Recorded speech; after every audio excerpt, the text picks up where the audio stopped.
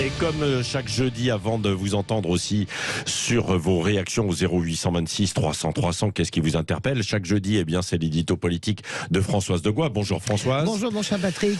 Alors nous allons parler de la corrida. Alors c'est non pour la commission des lois qui a rejeté la proposition portée par Aymeric Caron hier d'interdire cette corrida.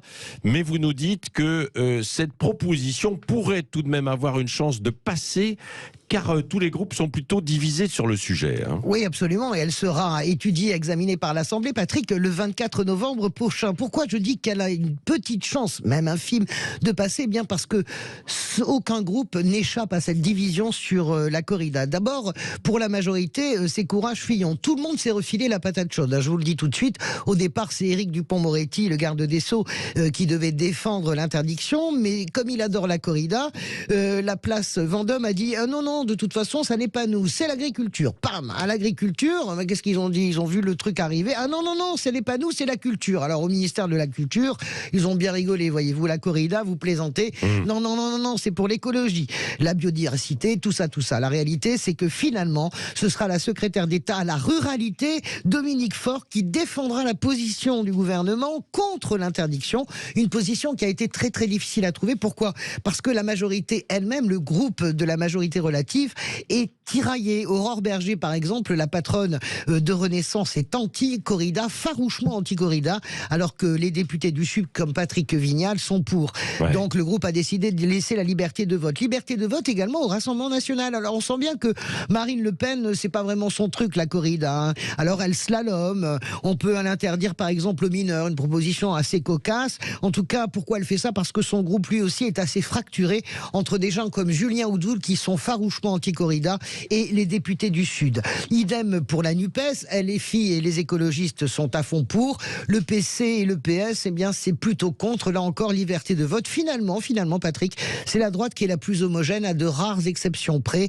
Eh bien, la droite dénonce dans son opposition à l'interdiction le discours habituel, la peur finalement qu'on touche à nos racines, à nos traditions, à notre culture. Oui, c'est ça. Alors, à part les opposants, personne n'est vraiment clair sur la corrida.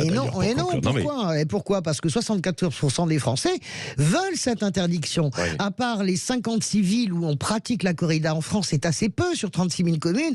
Eh bien, 74, c'est une écrasante majorité de Français qui disent on ne veut plus voir ce spectacle. Alors c'est vrai qu'on me reparlera du mythe crétois, vous savez, de cette invention humaine pour transcender la fragilité de la vie humaine, pour transcender la mort face au minotaure, pour transcender finalement cette existence face à la bestialité. On me reparlera bien sûr des pages sublimes de Ernest Hemingway, Mort dans l'après-midi, magnifique livre sur la corrida, ou de Pablo Picasso. On parlera de tout ça, de l'art, de la culture. Mais moi, je suis une enfant du Sud-Ouest, mon cher Patrick, et j'en ai vu des corridas. J'en ai vu à Madrid, à Séville, les croyez-moi. Eh bien, la plupart du temps, la corrida, c'est une véritable boucherie. Quand le taureau est mal tué, eh bien, c'est le cheval qui souffre. Ce sont les hémorragies, c'est le sang sur le sable des arènes. Doit-on tout garder au nom de la tradition? À ce titre-là, il devrait encore y avoir des gladiateurs, vous voyez, et les jeux du cirque. C'est une véritable question. Mais je vous le dis, 24 novembre, regardons bien ce vote. Il est possible que ça passe. Oui, je sens que vous êtes en fait pour un aménagement. Non, moi je suis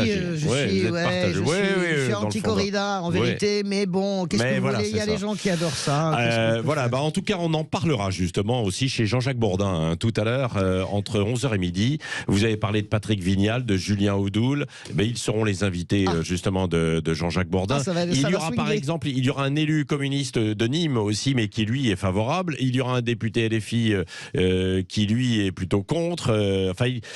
Ils sont, comme vous l'avez dit, c'est pas clair dans toutes les familles, c'est assez compliqué. Il devait y avoir Aymeric Caron, mais il est trop pris. Et puis j'ai l'impression qu'il a du mal un petit peu à défendre quand même sa loi. Aymeric Caron.